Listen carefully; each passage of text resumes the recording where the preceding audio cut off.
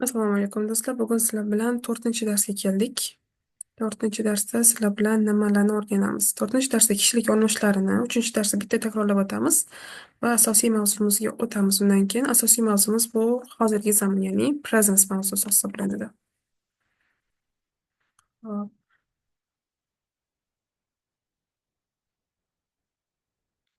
Demak, biza bilishimiz kerak bo'lgan narsa nima? Kishilik olmushlari o'zingizga yozib oling, ikkiga bo'linadi. Birlik bu singular va ko'plik plural. Singular nechaga bo'linadi? 3ga bo'linadi. Birinchi shaxs bu ich, bu men,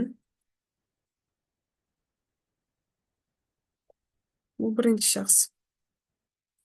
Ikkinchi shaxs bu du, bu senga teng. Uchinchi shaxs 3ga bo'linadi. Xuddi ingliz tiliga o'xshab. Er bu bizadagi teng u, xavf yozaman, ingliz tilida bu he ga teng. Keyingisi zi, bu u degani, bu she ga teng. Va s. Uchinchisi bu s, bu ham u degani, bu itga teng. Yoki rus tilida er bizaga teng bo'ladi on, zi teng bo'ladi ana, s teng bo'ladi anoga. Hop, ko'plik. Ko'pligi birinchi shaxsi bu bizda nima bo'ladi? Ko'pligi birinchi shaxsi, plural ko'plik shaxsi, birinchi shaxsi bu bizada we'rga teng bo'ladi, ya'ni bu biz. Keyingisi do'ni ko'plik shakli, plural formasi teng bo'ladi irga, ya'ni bu sizlarga teng. Va uchinchi shaxs hammasiga bu ziga teng bo'ladi, ya'ni ularga. Bizada yana bitta forma bor, bu hurmat ma'nosida ishlatiladi. Bu shunchaki zi, ya'ni вы deb murojaat qiladi rus tilida. Xuddi shunga teng zi. Ya'ni bu siz ma'nosida keladi. Takrorlab oldik, hammasi esiga tushdi. Xo'p, keyingi o'tadigan asosiy mavzuyimiz bu hozirgi zamon, ya'ni hozirgi zamonda fe'llarning tuslanishi. Demak, biz o'zbek tilida gapiramiz. Men nimadir qilyapman. Masalan, men o'qiyapman, men o'rganyapman, men pishiryapman. Xuddi shu narsani nemis tilida o'rganamiz sizlar bilan. Demak, qanaqa bo'ladi? Bizada fe'llar bor, to'g'rimi? Man agar Telegram kanalimga o'tsanglar, u yerda man kitoblar tashlaganman. O'sha etap-etap shu o'rganib borasizlar. O'sha kitob ochib ko'rsanglar, u yerda fe'llar berilgan. Fe'llar tuslanadi bizada hozirgi zamonda. Uning uchun nima qilamiz? Har bir hozir tepada yozib chiqqanimiz bor, kishilik olmushlari. Xuddi shunga mos fe'l tuslanadi. O'sha kishiga qarab fe'l tuslanadi. Masalan, men qilyapman deymiz, to'g'rimi? Yoki sen qilyapman demaysiz-ku. Yoki biz qilyapsan demaymiz. Xuddi shunaqa men qilyapman, sen qilyapsan, u qilyaptiga mos nemis tilidagi fe'llar ham tuslanadi, ya'ni qo'shimcha oladi. Buni qanaqa topamiz desak, hozir o'rganamiz. Bizda machen fe'lini oldik, lekin mana tepada lerni fe'li berilgan, qaranglar. Lernen bu o'rganmoq, study ingliz tilida. O'rganmoq fe'li. Bizadagi mana bu moq bor-ku, mana. Mana bu n beradi qo'shimcha. Doimo fe'li tuslayotganda moq qo'shimchasini olib tashlaysiz. Demak, ich qo'shimchasi bor. Unga qo'shimcha berasiz, berasiz. Fe'lga mana forma yozaman. Verb deylik, masalan, plus qo'shimcha. Birinchi shaxs uchun. Bu birinchisi uchun. Deylik. Masalan, shunda bo'ladi ich lerne. Men o'rganyapman. Mana bu bizada yapmanni beradi. Mana asosi learn, o'rganmoq. Lernen o'rganmoq. Asos qani? Learn. Unga plus qo'shamiz, shunda lerne bo'ladi. Men o'rganyapman. Ikkinchisi. Tak, forma yozamiz unda. Mana shuni verb emas, tushunishimiz uchun давайте fe'l deymiz. Fe'l. Fe'lga eni qo'shamiz birinchi shaxsda. Ikkinchi shaxsda fe'lga biza qo'shamiz stni. Masalan, xuddi shuni olamiz. Do, learn, keyin stni qo'shasiz. Hosil bo'ladi do learnst. Do learnst.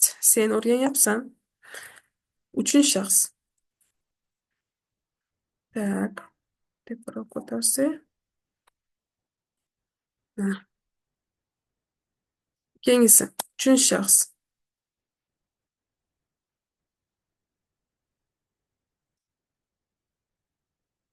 Er, sie, er, sie, es. Formula bo'ladi. Bunga t qo'shasiz. Bunda learn o'rgan bo'lsa, o'rganmoq bo'lsa, o'zi learn oldik-ku, va t bo'ladi, learned ga hosil bo'ladi. U o'rganyapti. Endi ko'plikka olamiz. Ko'plik juda ham oson.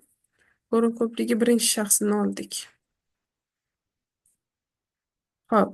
Bunda formula qilamiz. Fe'lga n qo'shasiz. N qo'shimchasini qo'shamiz. Shunda learn bo'lsa, asosiy fe'l. Unga n qo'shsangiz learnen bo'ladi.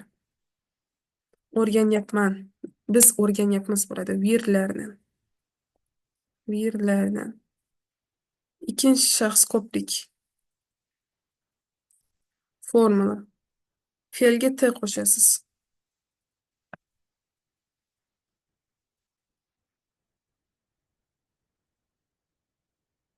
Shunda learn bo'ladi. Ir. Learned. Sizlar o'rganyapsizlar. Va oxirgisi sie. Formula birinchi yozaylik. Fe'lga n qo'shasiz bunda.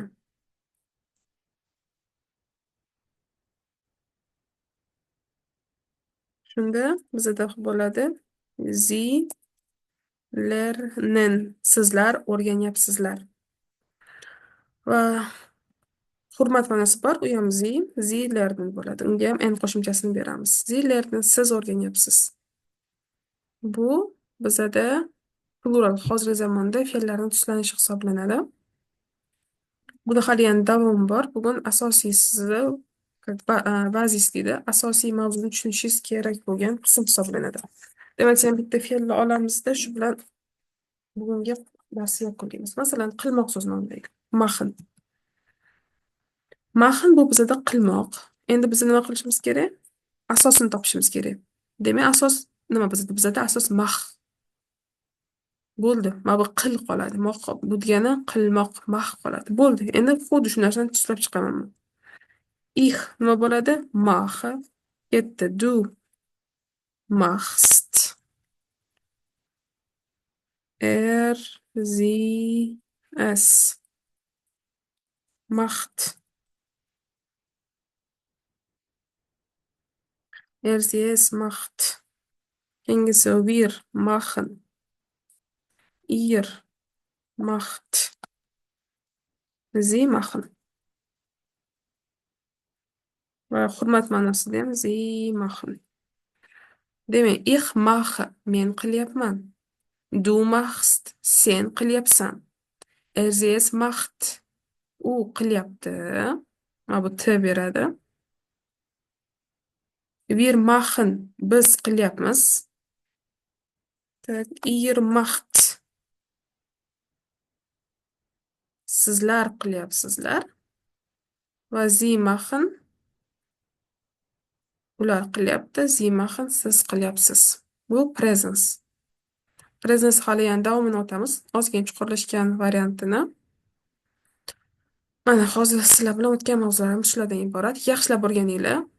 Hozir men kommentariy qismida fe'llar tashlab qo'yaman. O'shalarni tuslab kommentariyada yozib qoldiringlar. Hammaga omad.